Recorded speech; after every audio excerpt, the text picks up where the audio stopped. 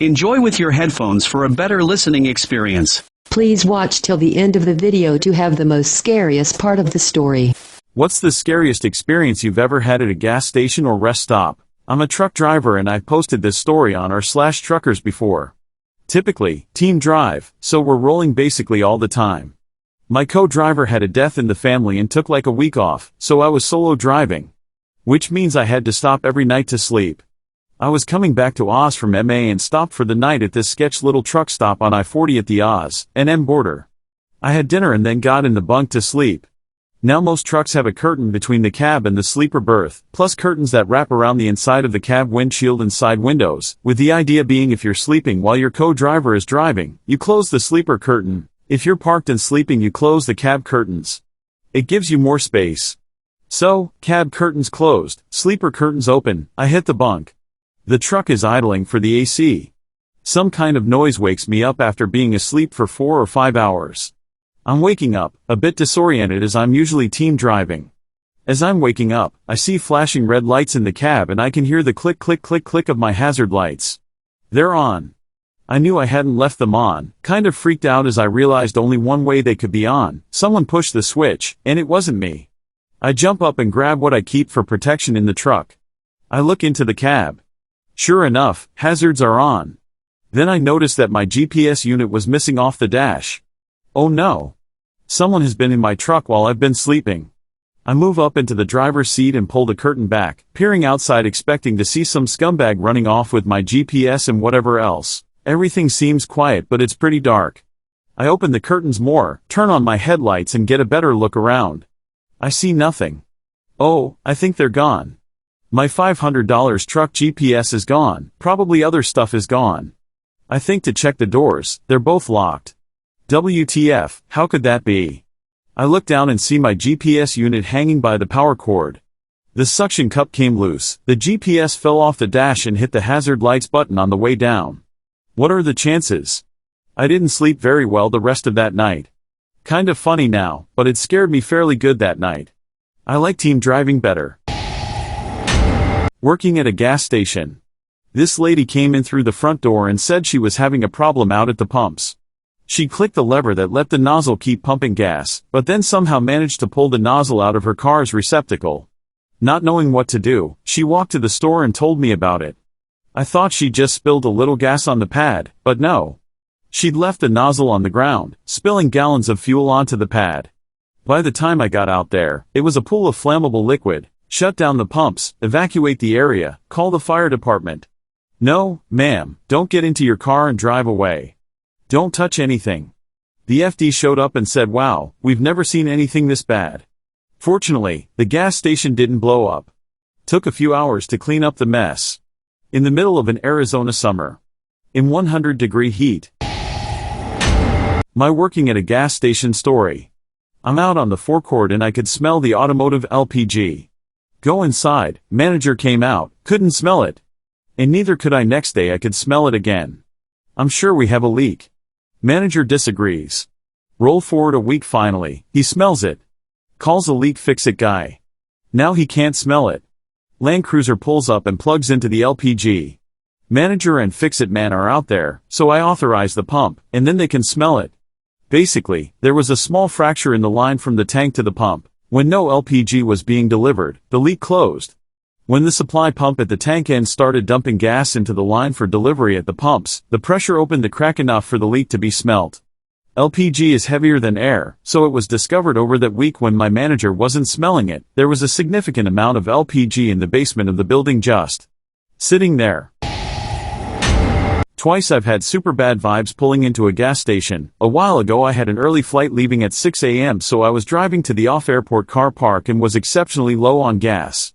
I pulled into a gas station close to the airport around 4 a.m. The station was poorly lit, and I noticed there were 2 guys sitting outside drinking and a third guy came out, but I was the only one at the pumps.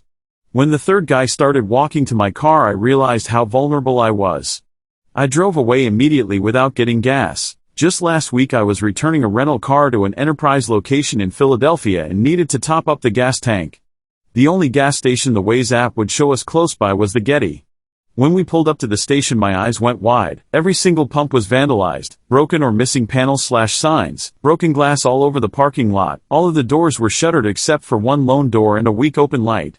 We drove right through without stopping and just returned the car without filling the tank. I think I know the Wawa you mean. I usually stop there if I'm returning a car at the airport, but unfortunately Enterprise was off airport. No company had rental cars available at the airport last week, I guess high demand. That Wawa is great for gas. But I went inside to use the bathroom and noticed they had 2 security guards watching the people inside. That was a bit intense. 20 years ago, I worked at a marina gas dock. Guy comes in to get his boat filled. What no one knew was that the guys who had just finished fixing his boat hadn't properly reconnected up his gas lines. So as my coworker was pumping gas into his boat, the gas wasn't going into his fuel tank, but was instead flowing into his bilge. Then the bilge pump automatically kicked in to deal with the rising water level inside the boat. Had that pump sparked, the fireball would have burned us all to dust. Instead, it just created a bit of an ecological nightmare as all the gas that we'd pumped into the boat got pumped out into the lake. Story from left field? Our city has an old naval gun that has boomed out a blank shot every night at 9 for about 125 years, first to signal end of fishing and then just for the holovid. It used to be quite accessible to anyone walking by, and a worker would duly pack in a gunpowder charge each night. It was set off remotely. So, one night, some bright spark found a rather round rock on the beach nearby and wondered if it would serve as a cannonball. It fit. At 9 p.m., the boom of the cannon was quickly followed by a smash on the fuel service barge 700 feet away as the missile neatly punctured the O in the huge Texaco sign. The barge was shortly swung out of dangerous alignment. The gun now fires from a secure structure. That would wake you up on the night shift, now, wouldn't it? This is probably the reverse of what people expect to read here. It's not like it's a spooky, horrifying experience, just my scariest experience. Some friends and I wanted some snacks from corner store/gas station. I was sitting in the back right seat. So pulled up near the front and dropped me off in and out. So anyways, I grab all the snacks and come back out and enter back into the car, and while entering I can't see my friends in the front. Anyways, I continue to enter the car and sit down, look to my left, and there's a little kid just sitting there staring at me. I was the stranger. I entered the exact same car model/color where it dropped me off like 1 minute earlier, but it was not my friend's vehicle. All I could think was that some dad was about to explode on me. So I quickly got out of the vehicle and spotted my friends parked just ahead in a parking spot now and quickly headed over and recounted what had just happened. So that may have been my scariest experience and that kid's scariest experience. My brother forgot something for his community college class, so my mom and I drove over to drop it off for him. We parked our car next to his, a silver Dodge Journey. We're standing around talking for a bit when this visibly annoyed woman brushes past us, opens his car door, keeps her backpack in, and climbs into the driver's seat of his car. My mother shouts, "She's getting into your car." Brother had his back turned. She stopped, face-bombed, and in a single breath said, "Oh my God, I'm so sorry, my car has leather seats," grabbed her backpack and ran to another silver Dodge Journey 3 spaces away. When I was 18, I went to a gas station at 4 a.m. to grab a late snack. I grab a hot dog and some chips, I get into my car, turn the music on and start enjoying my food in the parking lot. My window is partially down because the temperature was nice outside, and it let in a cool breeze. Out of nowhere this guy comes over and taps on the window. I nearly dropped my food and immediately locked the door before he taps again. I moved the driver's side window down a little further and asked him what's going on. "Get out of the car, man." "Excuse me?" "Get out of the car, I'm taking this car." He taps on the window again, but this time I notice he is tapping on the glass with a knife. I glance around and see there are no other cars around. I'm terrified of the idea of getting out of the relative safety of my vehicle, and who is to say this guy wouldn't stab me for the hell of it on top of taking my car? I notice he is standing a little back, maybe trying to act his best at being nonchalant and not draw attention in case the clerk sees him or something. "Alright man, gives me a second," I reply, moving to unbuckle my seatbelt. At the same time, I used my other hand to roll the window up. It was luckily an automatic. It took the guy a second to realize what I was doing, and he tried to jab the knife through the crack but ended up making a scratch along the glass. He started shaking the door handle, but of course that is a no-go. I put the car in reverse and pulled out with him still shouting at me, waving his knife. He chased me for a second before giving up. I can see the clerk inside on the phone as I drive away, and I flip this knife-wielding prick the bird. I called the police after getting home and they took a statement. Officer basically tells me they got a call from the gas station about it earlier as well, but the guy had obviously run off, but with both of our statements they got a good description of him. Never heard anything about it again, but it was one of the tensest experiences of my life. We were driving to Virginia in the early 90s. It was about midnight and my father pulled into a rest stop as my mother needed to use the bathroom. He dropped her off in front and went to the park. I made my way inside and stopped. A huge man had my tiny mother over his shoulder and was calmly walking to the other exit. My mother did not make a sound. I will never forget the look on her face, fear and shock mixed together. I screamed so loud. My father was just coming in. He saw what was happening and ran after the man. The man put my mother down and just walked out of the building. We sat in the car waiting for the police to arrive. My mother said he grabbed her soon after she walked in. He was inside the ladies' room, apparently waiting for a victim. The lights were off when my mom walked in. We spent the night at a nearby motel. My parents went to the police station in the morning so my mom could look through pictures to identify him. She didn't recognize anyone. We had a new rule in the family. Nobody could go to a rest stop bathroom without at least one family member with them. I went to pick my sister up from the Circle K she worked at. There were police officers and an ambulance, leaving, when I pulled up. Found out that my baby sister had the beat out of her and was robbed. I got to the ER, and she has a blanket pulled up to her face and she is saying, "Don't freak out. Don't freak out. I'm okay." She took it like a champion, I'm telling you. She had 2 black eyes. A broken elbow. A split lip. Broken nose. The video was hard to watch. She came out of the freezer to say hello and he hit her so hard in the face that she fell backwards into the freezer and hit the floor. He stood over her and continued to punch and kick her. My 100-pound sister is seen kicking and punching him back. She was madder that she was beat up over $60 in the register than anything else. Because she had pulled the drop out and had it sitting in a folder under the register and the man didn't grab it. If I am going to get beat up, he could have at least taken the $400 under the register. The crazy thing was the man was caught. Covered in blood.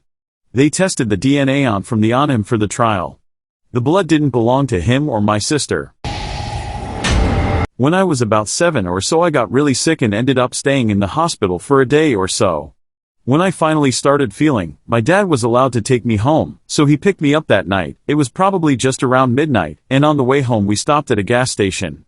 While I sat in the truck waiting for my dad to return, some guy opened the driver's side door and got in. I'm fairly sure he was about to steal the truck until he noticed me sitting there. He panicked and said something like, I was just checking the time," then got out and left. About 2 minutes later my dad got back and life was good. For whatever reason I didn't mention what had happened to him until years later. But looking back I could have easily been kidnapped or something, which is horrifying. Gas station in Poway, California in 2009, I witnessed an attempted murder. I was sitting in my truck with the lights off late at night. I saw a teenager hit another teenager in the head with what looked like a chunk of rebar. The kid went down, and the other kid ran away. Somebody called 911. The kid was unconscious and bleeding.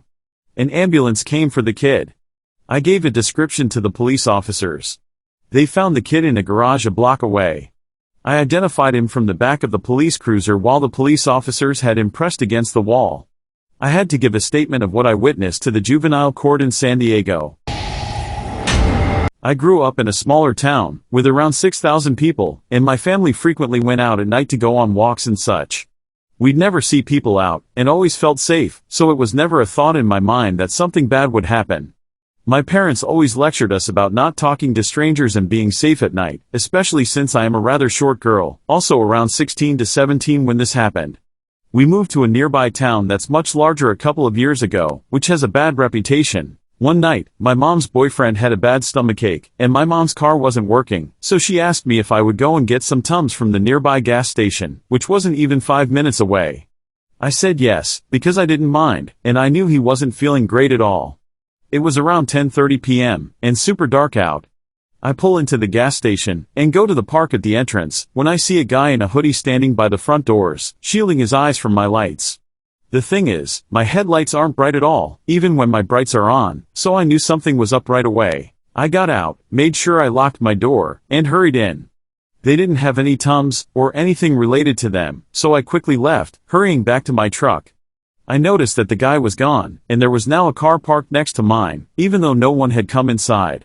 I quickly get in and shut the door, and something in me told me to lock my door, manual locks, plus I sit far forward so they're behind me, so I never had the thought to lock them. Not even a second later the guy comes out from behind the other car and is trying to open my door, banging on my window, and screaming at me to open the door and let him in. I turned my truck on and sped it out there, shaking like a leaf.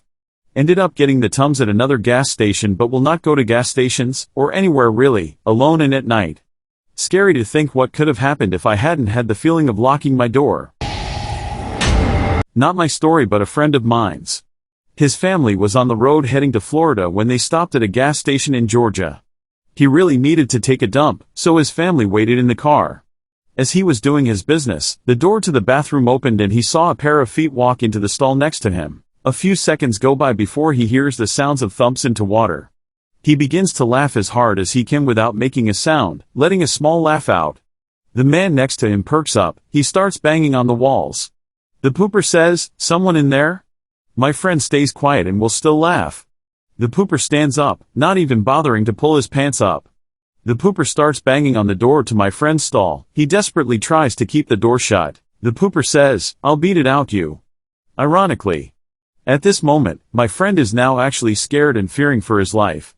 Suddenly, the pooper stops banging on the door, walking over to his stall and wipes his ass.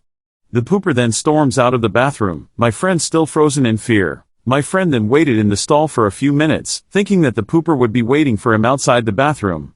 After 5 minutes or so, my friend runs out of the gas station and into his family's car.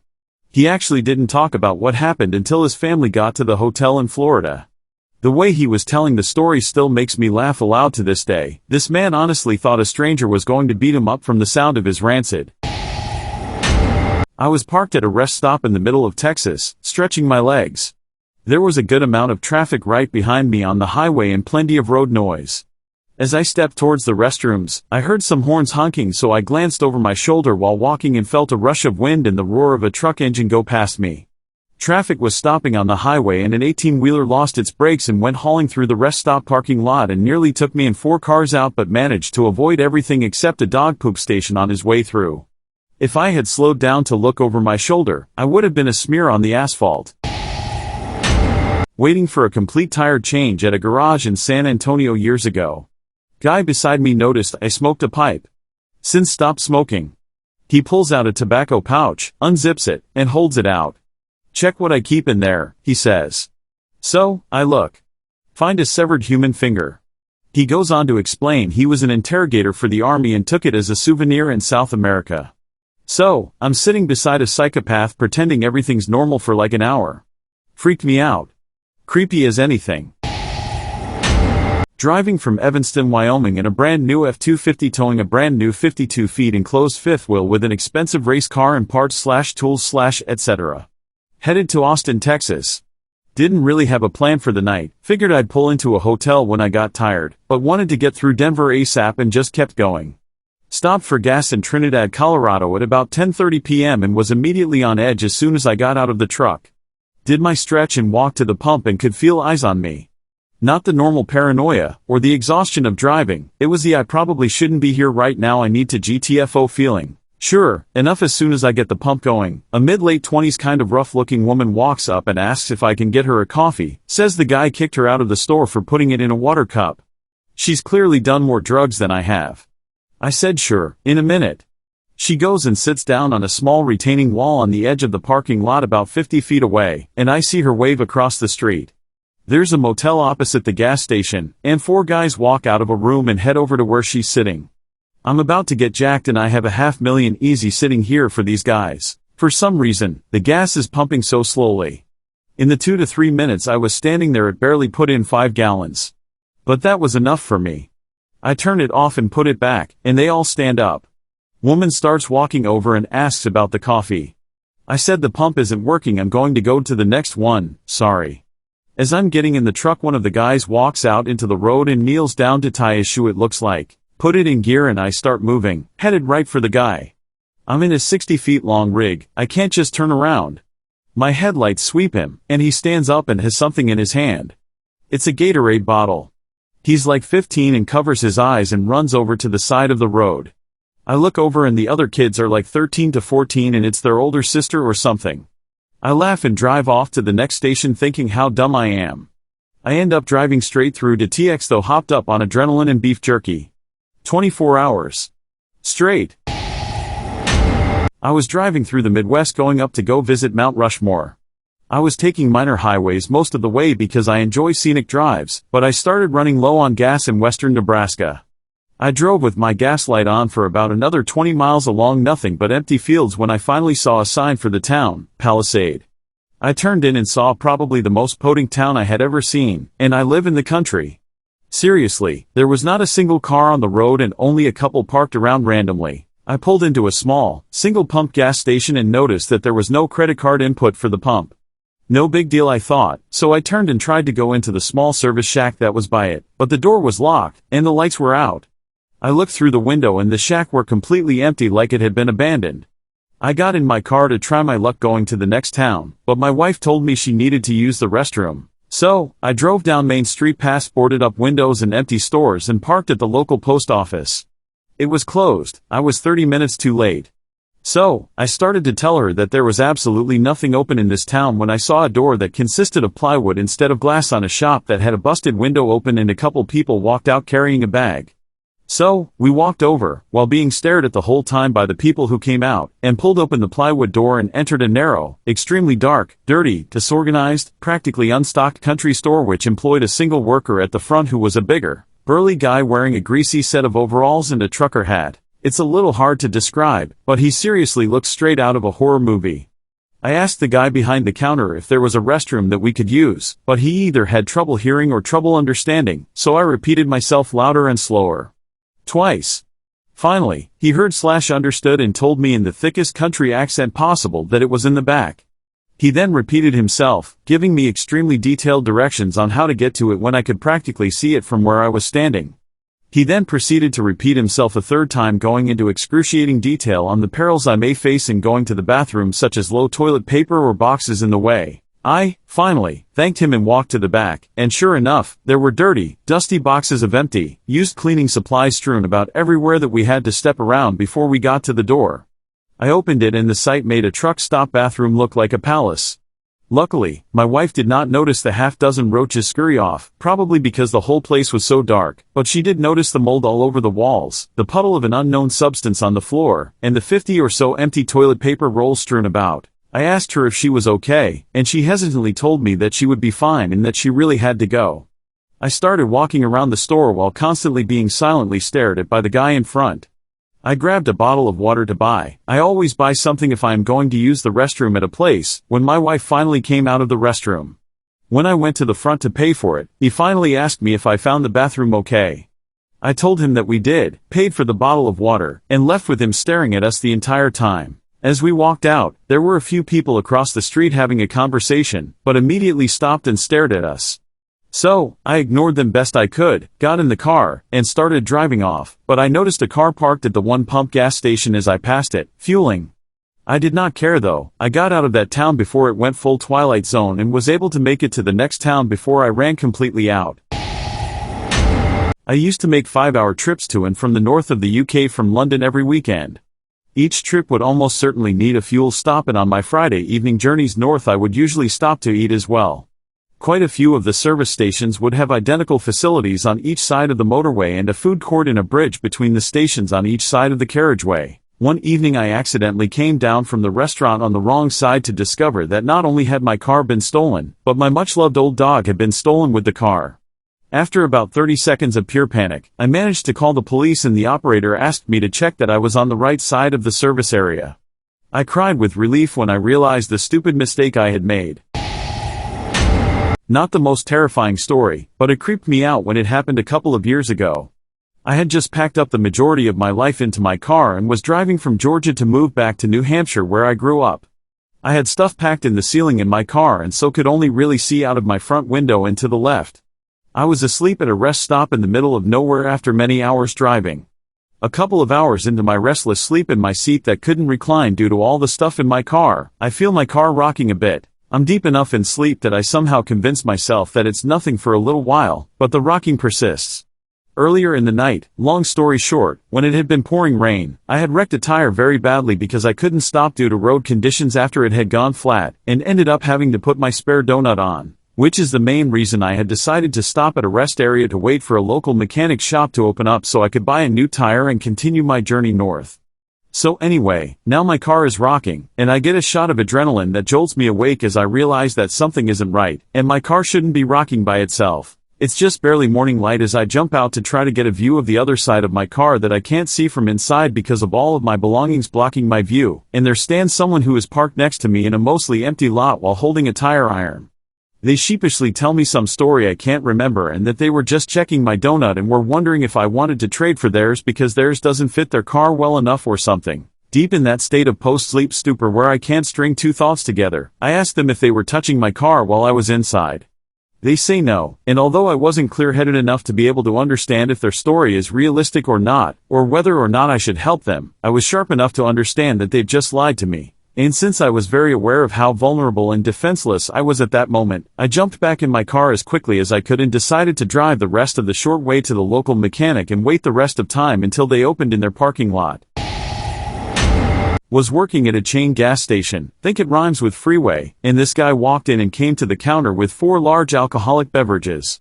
I could see he was already lit, and I started to talk to him a bit. I was hoping he was living around the block or something, but he calmly stated he was on his way somewhere that was easily 3 hours away. I thought to myself, oh no you're not. I called the non-emergency police number and reported him as a drunk driver. They got him and he blew over 3 times the legal limit. I probably saved his life that night. I showed up to the court date and he took a plea deal. They threw the book at him too. I was scared because I had never actively tried to do something like that before, but I felt obligated to phone it in. I'm not sorry I did it either.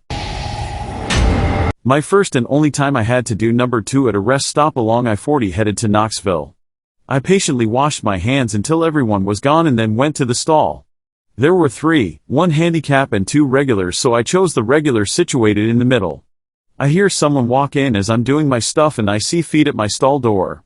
I noticed there was no lock on any doors when I went in, but they were still shut. It was tense, but then my door slowly opened, and a man was standing there looking at me.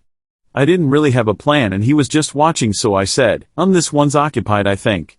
Then he just turned away and left the bathroom. My door was left wide open. I was freaked out. Was probably 16 to 17 at the time. My friends and I were stopped at a 7-Eleven. As my friend was inside, I looked over at the car next to us and saw a man somewhat slapping this passed out girl in his passenger seat.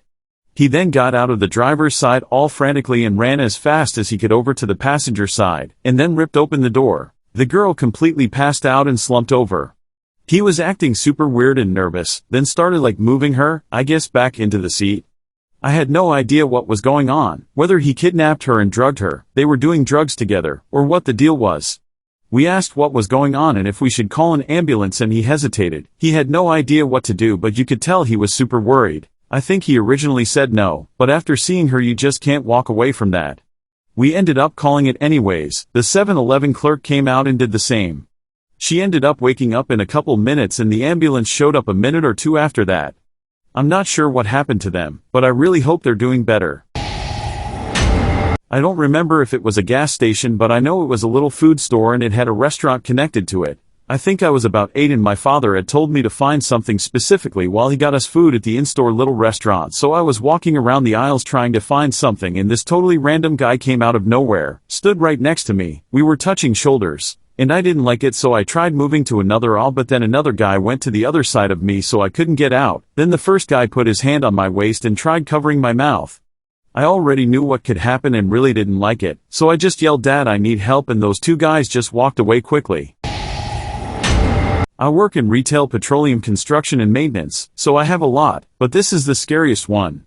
We were scheduled to upgrade the site's fuel controller and POS system. This is a place we don't usually work in and it's in an unsure part of town. The customer was BP and they demanded we do the job overnight so as not to disrupt their business. Me and my coworker got to the hotel in the morning and tried to get some sleep since we had to work all evening. We ended up getting a few drinks and oversleeping by about 30 minutes. We scrambled and showed up 45 minutes later than we planned and found the site already taped off by police. 30 minutes before someone robbed the store and shot the cashier in the head. Had we not overslept, would have been on site and probably behind the counter with the cashier at that point. BP hired security for us for the remaining night projects after this. My high school was right across from a gas station, which was always packed before and definitely after school. The gas station had the strategy to keep the 50-plus kids from all being in the store at once and driving away non-teen customers. What they would do is, if you had your school ID or any sort of bag/backpack, you had to wait in a line outside since you were obviously a student. Customers who weren't students, like little kids and adults, were able to walk in freely. And however many people left the store, they would let X amount of students in. I was waiting in line with all the other students since I wanted to grab some snacks and drinks for my friends, and I was about ready to go in since I saw people checking out and knew I would be given the green light to enter. From outside, I heard yelling coming from inside and then a couple of screams. Next thing you know, I see some high schooler keep his face down and kind of crouch as he quickly runs out past by me. I noticed a bloody knife on him. As you can guess, the freak stabbed someone, and I'm sure the person lived but didn't get my snacks, and glad I would not have witnessed that incident in person if I had arrived a bit earlier. It was some guy from my school, and I should probably mention that I went to a ghetto school and this type of stuff happened. I was never involved in crowds like that, so it was my first time actually seeing people do that. Was trying to pay for gas at the pump with a credit card. It said card declined, please see cashier. So, I tried a different card. That one also said card declined, see cashier. I didn't want to go in. So, I drove my car around to another pump there. I use a different card again to try to pay, and once again, it says card declined, see cashier. At this point I was annoyed, so I was like, maybe if they swipe it inside, it'll work. So, I went in. The cashier was like, finally you came in, you're so beautiful, etc., etc., what is your number? It completely creeped me out because I think he was purposely declining my card at the pump, so I'd have to go inside and see him. Not for me but my sister, 6 kids plus parents going from Florida to NC in the 70s, no interstate, just back roads. I was 5, my sister was 6. Stopped for gas, snacks, and bathroom. Got back in the car, headed down the highway. After about 10 miles, Mom did a head count, only 5 kids in the car. Turned around, headed back. Sister was in the store with ice cream the store owner gave her while waiting to see if we were coming back. This was actually the first time I'd been to a gas station by myself, and it was in broad daylight, but it wasn't busy out, so barely anyone was out, and the gas station was empty. I was pumping my gas and I felt eyes on me. No big deal, I'll just get in my car while the gas is pumping. So, I got into my car, and I looked over to where the guy was, and he's gone. I then hear knocking on my passenger side window and I look over and it's that guy. I'm confused and a little scared. I didn't know what to do, so I raised my voice to ask him what's up. He was saying stuff, but I couldn't hear him too good, and then he started walking away. I shrug it off, but I'm still keeping my guard up. I then hear the click signaling that the tank was full, and so I got out and went to put it back, and then I was going to throw out some trash I had in the back seat, and I opened the door and all of a sudden I'm pushed onto the back seat. It was a hard push too, I hurt my nose. And I turn around to see that same guy. I can hear him clearly now. Come on, baby. Why don't you let me make you feel good? And he forces my legs open and is rubbing the inside of my thighs. As I'm pleading with him to stop and get away from me and leave me alone, I try kicking and punching, but he pins me down, smiles, and then leaves. It was so creepy, and as soon as he left I got into the driver's seat, locked all doors. And get out of there. I've never told anyone this except my best friend. Driving alone as a female from San Diego to Portland in a rental, I was nearly the victim of something nefarious. Possibly human trafficking, maybe murder, maybe just the worst luck in the world. I stopped for gas and a snack at a terribly busy cluster of gas stations in the middle of nowhere a few hours shy of Sacramento. I parked off to the side after gassing up so I could stretch, use the restroom, and replenish my road snacks and Red Bull, as I was planning to make the full 16-hour drive in one go. Nothing out of the ordinary, and I got back on the road. About an hour and I get a tire pressure warning light. Normally I'd stop on the side of the road to assess, but something in my gut told me not to. It was a very empty stretch of highway with curves and a soft shoulder. The vehicle seemed to be handling fine, and well, it was a rental and I paid for the extended insurance, so I hopped out of the left lane and noticed a sign for a town 9 miles up the road. I decided to change it and made my way to a small Valero next to what looked like an abandoned bar/diner. Pulled up in hopes of finding an air pump in case there was a slow air leak, but didn't see one, so I parked and got out of the vehicle. I immediately heard a hissing sound and watched the tire slowly sink until the rim touched the ground. Inconvenient, but I figured a rental SUV would have a full-size spare, so I checked the trunk and of course there sat a stupid donut tire. I got on the phone with Enterprise, and they said they could send someone to put the spare on in about an hour. No thanks, I can do it in 10 minutes, or I could swap the car out in Sacramento the following day. Apparently nowhere in my vicinity was open on a Sunday? Nope, also not helpful. So, me being the strong independent lady I am, decides to slap the spare on and figure out the rest on the way to Sacramento, as there wasn't much in the way of lodging in the small town I was in. I had to wave off a few genuinely nice, good Samaritans, but one car in particular with 3 males was extra pushy about helping.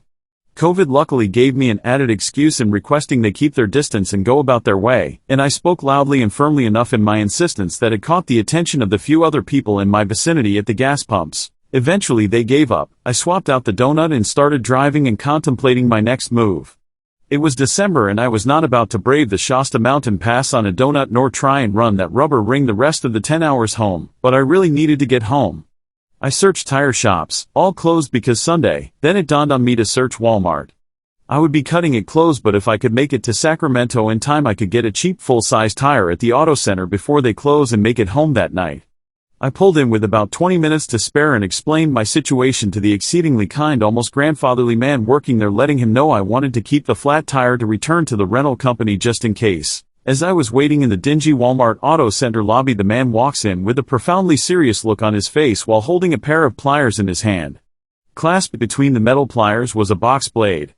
He asked me if I had gotten into any altercations or made anyone angry. Puzzled, I said no, I'm not from around here, just passing through. He said that it was almost impossible for that blade to have been lodged in my tire in the fashion in which it was. He asked if I had noticed anyone following, with an inflection of concern in his voice that made my blood run cold. To be honest, I had been so preoccupied with figuring out my next move I wouldn't have noticed if someone had been. My mind immediately went back to the overly pushy do-gooders. Thinking about it more intently, they didn't actually stop at the gas station, just pulled in next to my car and then left. I stuttered out, and I don't know, and the old man told me to take a drive around the building and into the neighborhood and watch my review. If I saw anything fishy, to pull right back up to the mechanic bay, honk, and they would come out and wait with me in case I needed to contact the authorities. He explained that this was an all-too-common ploy used on that stretch of highway. Insert the blade just enough to get people to break down on the deserted stretches in between the small towns. I thanked him profusely and got back in my rental to test the waters. Luckily, after a few erratic lefts and rights, nothing seemed out of the ordinary, so I looped back onto the highway and pressed on into the night. The dark, desolate highway loomed in a more threatening manner as every nerve in my body was on high alert, but ultimately I made it home safely. I will say I didn't need my extra Red Bull. Adrenaline carried me effortlessly into the early morning hours. I've never considered myself the type to be targeted, as I'm generally pretty aware of my surroundings and don't really look like the helpless damsel in distress type. I'm covered neck down in tattoos and am tall compared to most women, but that experience definitely rattled my false sense of immortality. To all those traveling along the I-5 stretch past Bakersfield alone, be mindful of where you stop in emergencies. I try not to think about what could have happened if my Miss-Independent ego had overridden my gut instinct and I had stopped on the shoulder instead. Also, a big old you to Enterprise for your unhelpful extended roadside assistance upcharge and for not including a full-size spare. Me and a few mates were driving back from getting McDonald's when I was about 19, and I stopped to fill up my car on the way back. I fill, pay, then head back to my car and decide to clean the windscreen because it's pretty dirty. As I'm doing so, the guy who works there comes barreling out the doors, screaming and waving his arms.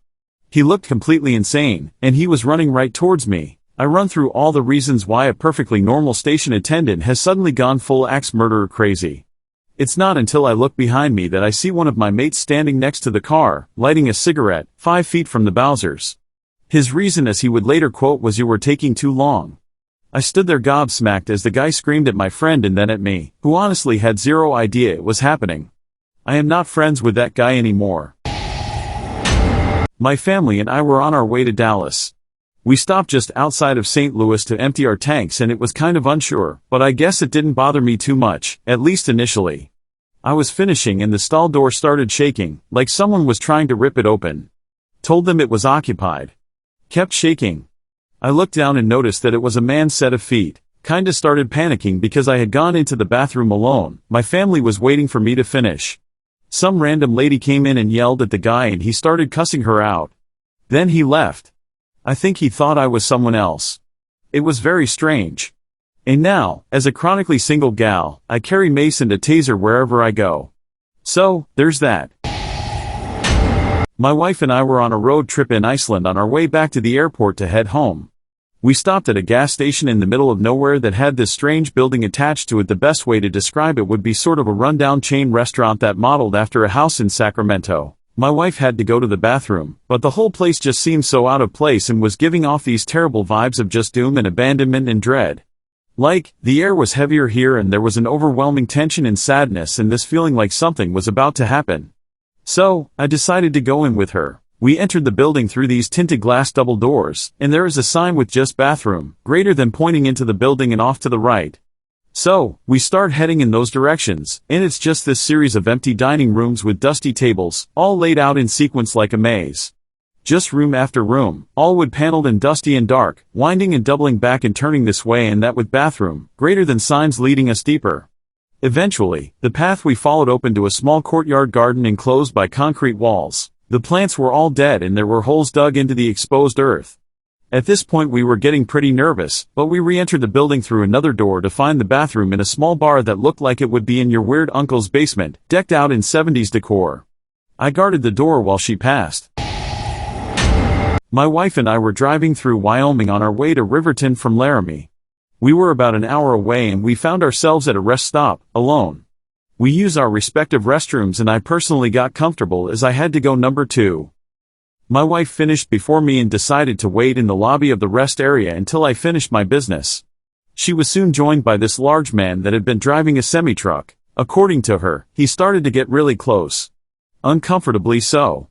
Asking her very probing questions as to why she was alone, etc. Luckily, as I flushed and he realized that they weren't alone, he exited the lobby towards the women's bathroom and my wife dashed towards me in the door. I don't know what his intentions were, but I am spooked whenever I remember that rest stop outside of Riverton. Why?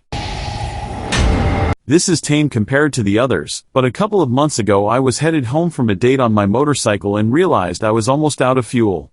It was 1 a.m. or so and I was in an area where a lower income part of the city hits the newly gentrified area. I pulled into a decrepit Shell station where the only lighting was over the pumps and the rest was pretty dark. A woman about my age, 27 to 30, pulled in at the same time and we both had issues getting our cards to work at the pump.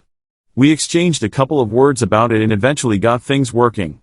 My bike fills up in about 30 seconds, but while I was putting the nozzle back I noticed a blacked out car with a couple of occupants sitting at the corner of the lot pointed towards the pumps. Something felt off and the hair on the back of my neck pricked up a bit, and I've heard enough stories from female friends about scary experiences at gas stations.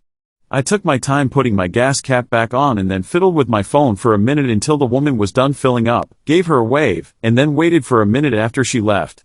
Nothing ultimately happened, but it was one of those moments where some of those instincts let you know something is off.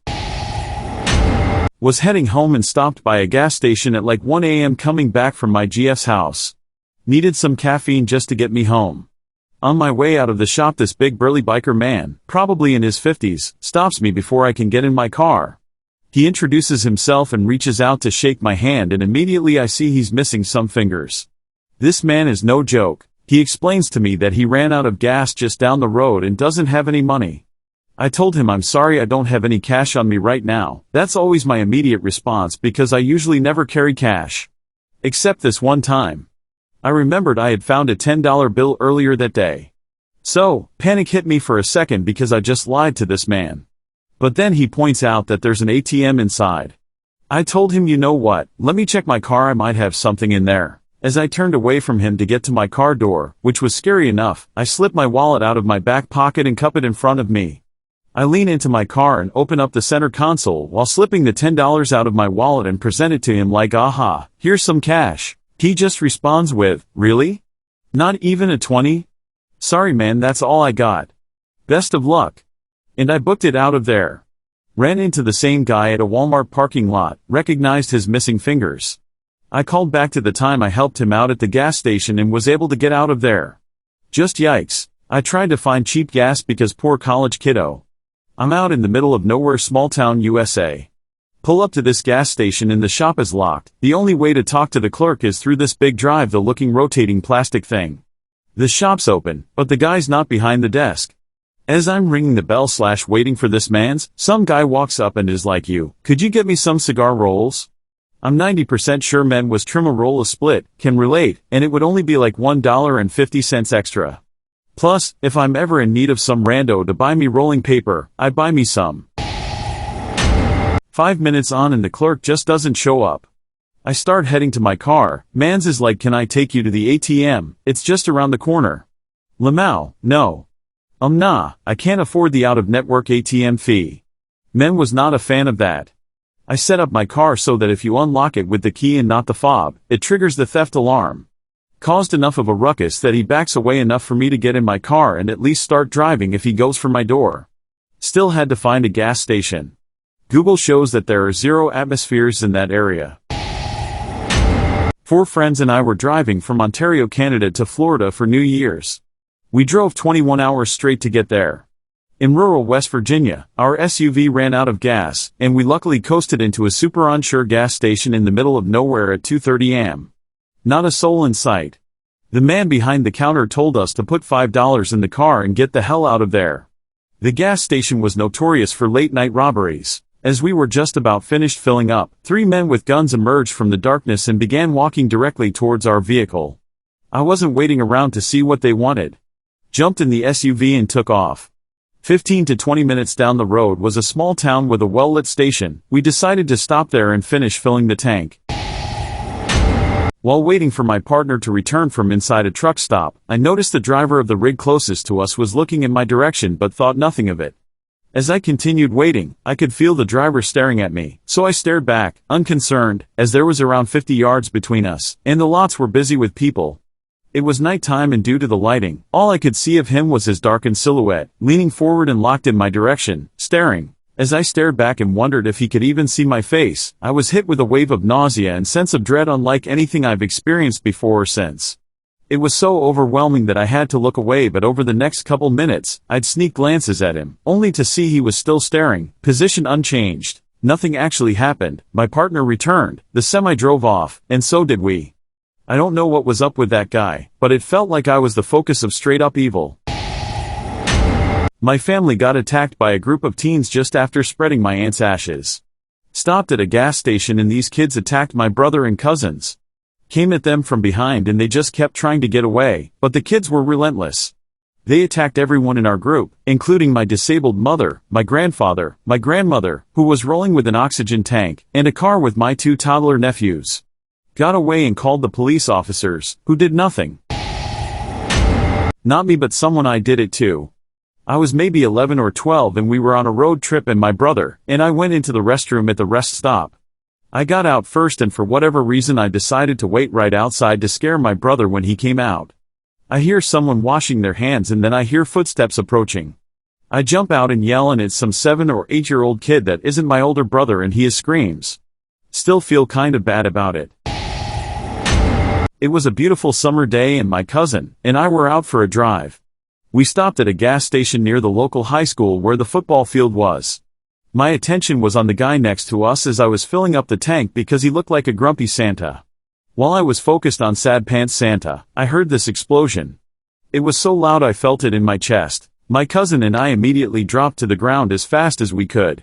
We stayed like that for a few seconds, just long enough to realize that we had been the only ones to hit the deck. We stood up and brushed ourselves off trying to figure out what that explosion was and why no one was dead. Looking up towards the football field we see this big puff of smoke. The football game was going to start soon, and they had a cannon shoot-off to start it all off. Next to a gas station. I'd recently heard about what a large gasoline explosion could do to a person. For those few seconds I thought I was about to die. When I was in college I came home for the weekend in October 2004. I was 19. My serpentine belt, controls power steering, broke on my car. Serendipitously it happened right before a rest stop, so I was able to pull safely into the rest stop. I parked near the main building and opened the hood. Yep, the serpentine belt is shredded. I'm giving my sister's friend a ride home for the weekend. It's getting dark, and since this is 2004, cell signals weren't great and I was outside ATT towers, so I had to keep my call to AAA and my parents quick because of roaming charges. So, we're waiting for AAA to show up, and some guy who works there approaches and asks if we need help. I told him no, I've called AAA. He keeps hanging around and talks about how he's just been released from prison and was trying to tell us stories about prison. He eventually leaves. It's been about an hour and AAA still hasn't showed up, so I'm calling them again. They're confused on where we're at, even though this is the only rest stop on this stretch of highway. Say they now know where we're at and the driver will be there soon. Cool. Another guy approaches us, and he asks what happened, and I say, it's the serpentine belt shredded and we're waiting on AAA. He said he could fix my car and proceeded to jerry-rip the remaining pieces of the belt onto the pulley. Said he would take us into town, about 20 miles away, to get a part. Mind you, it's dark now. I thanked him for trying to help, but we're not getting into his car. He got incredibly angry. Said we wasted his time, and we should get into his car so he could get the part. I was pretty firm on saying no. He leaves and AAA shows up like 10 minutes later. I now knew in my heart something bad was going to happen if we had gotten into that car. The guy tried to guilt trip us for wasting his time. For a while I did feel guilty, but no way was I going to get into that car. Security guard job. My partner drove me across the street to the gas station for fuel and Gatorades. It was a sizzling summer day in stiff uniforms. I came out with my mind heavily somewhere else, jumped in the passenger seat, and immediately heard you were in the wrong car? A lady in the driver's seat was staring saucers at me. I think I actually stared at her for a good 3 seconds as my broken brain tried to reconcile that I had gotten into a similar model and color car than my partner's a row over. Then I broke out into a nervous laugh and said something like, "Oh, yeah, I am, haha," and then I thought as I got out I said something about this being a test and always locking your doors in case of strangers. Oof, I may as well have had a stroke. She is staring at saucers, tracking me like a homing missile all the way. I got into the correct car and my partner is just watching the whole thing in shock like, "Did you know that woman?" I thought about that for a while afterwards. In Tennessee, no one would bat an eye for shooting someone who got into your car, justifiable self-defense. In another time string my life ended with my last few moments of brain activity wondering why my white male partner transformed into a black lady and decided to shoot me. Was getting gas late at night when a truck and car full of 10 to 12 guys pulled out from behind the building. They all bailed and headed towards me, all carrying bats, pick handles, and such. Maybe a robbery attempt? They were surprised when they found out I was armed. Didn't shoot any of them, but would have. They could definitely have overwhelmed and clubbed me to death. I think the gas station employee was in on it. Weird vibes after they left, and I went in to pay. When I was around 20, I lived in a college town and would frequent a hookah bar, within walking distance of a gas station. One night, I was out with my girlfriends, and we were chatting with some guys. I'd guess they were 25-ish. I was already dating my now husband, so I kept it friendly while my friends were trying to make connections.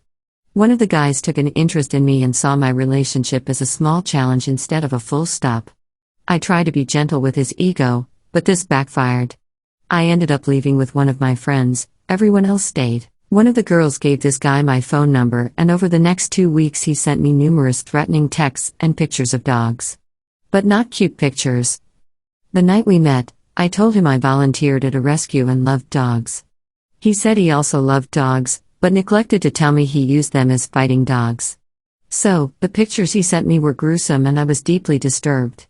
I never responded. One night, one of my friends and I were walking into the gas station and a man held the door for us. I politely thanked him and went on with my purchase, then headed out the door where he was still standing. He started following us and yelling at me. I realized who we were. No bystanders offered to help, even as he tried grabbing me and called his friends to come with him. My friend and I picked up the pace and ran into the hookah bar, where we met up with a large group of our male and female friends. This guy came in and started screaming at me that I was a stuck-up C-nut and whatever else he could think of.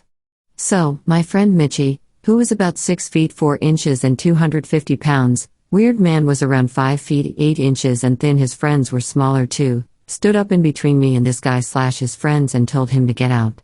The other dudes lost interest and headed out of the lounge, but Weird Man pulled out a gun. Mitchie stayed so calm, I'm still amazed. He just kept saying, you need to leave, you're not going to hurt these girls. By now, everyone was paying attention to us, and the Weird Man must have gotten spooked because he gave up and stormed out. It's been 11 years since that happened. I never heard from Weird Man again. I feel incredibly lucky that Mitchie was there and not afraid to help me. My husband and I did some regional trucking and were headed to Dallas, Texas. We noticed a car was following extremely close, their headlights kept disappearing and reappearing behind the trailer. This went on for at least 20 minutes, and our truck was governed so this car was going at least 10 to 15 miles per hour under the speed limit to stay behind us. We were about 25 to 30 miles from our usual rest stop that we slept at, and didn't want to put ourselves in a weird situation if this person was going to try and rob us. This was the beginning of COVID, and a lot of news stories were talking about truckers getting robbed. My husband was driving and decided to pull off at a picnic rest area to see if they followed. They did. It was poorly lit, and we were trying to make out the details of the car, but they were behind the trailer. We stayed parked there for a while and saw someone get out of the car from the passenger side. My husband told me to go to bed and back for safety and to call the police officers if I had to. This woman approached the driver's side, and he rolled down the window a bit. Our dog was going crazy barking. I didn't see her but could hear muffled conversation. I did hear her mention something about our dog and his bark is more intimidating than he is, so we tried to keep him hidden to keep the intimidation factor. My husband told me that she said she was running low on gas and looking for the closest gas station. We passed at least 4 during the time of them following us, all car accessible but not truck, and that's why we didn't stop sooner. Then she mentioned there was a Love's billboard and she thinks she's going to stop there. My husband pretty much said he thinks there is one up the road and he's taking a little break before driving all night. My memory is a little fuzzy, but I think my husband then pretty much told her okay, well I got to go, and she went back to the car. We stayed there until the car drove off, which was probably 5 to 10 minutes, and got the car description.